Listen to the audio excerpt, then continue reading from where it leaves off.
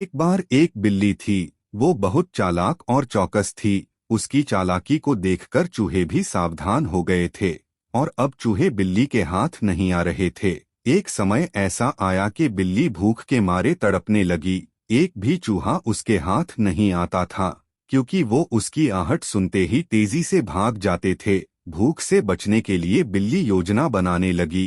तभी उसके दिमाग में कुछ आया और वो टेबल पर उल्टी लेट गई। उसने सभी चूहों को ये सोचने पर मजबूर कर दिया कि वो मर चुकी है। सारे चूहे बिल्ली को ऐसा लेटा हुआ अपने बिल से ही देख रहे थे। उन्हें पता था कि बिल्ली बहुत चालाक है, इसलिए उनमें से कोई भी चूहा अपने बिल से बाहर नहीं आया।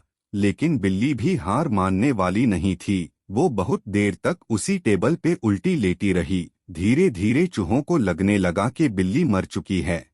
वो जश्न मनाते हुए अपने बिल से बाहर निकलने लगे। चूहे जैसे ही बिल्ली की टेबल के पास पहुंचे, उसने उछलकर दो चूहे पकड़ लिए। इस तरह इस बार तो बिल्ली में अपना पेट भर लिया। लेकिन चूहे अब ज्यादा सतर्क हो गए। दो चूहे खाने के बाद बिल्ली दोबारा भूख से तड़पने लगी, क्योंकि चूहे अब बिल्कुल भी लापरवाही नहीं करते थे।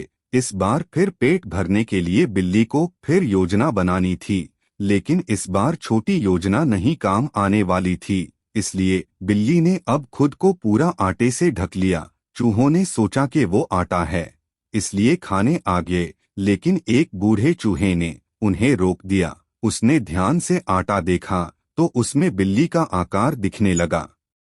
तभी बूढ़े चूहे ने हल्ला मचाना शुरू किया। उसने कहा, सब अपने बिल में जाओ, यहाँ आटे में बिल्ली छुपी है।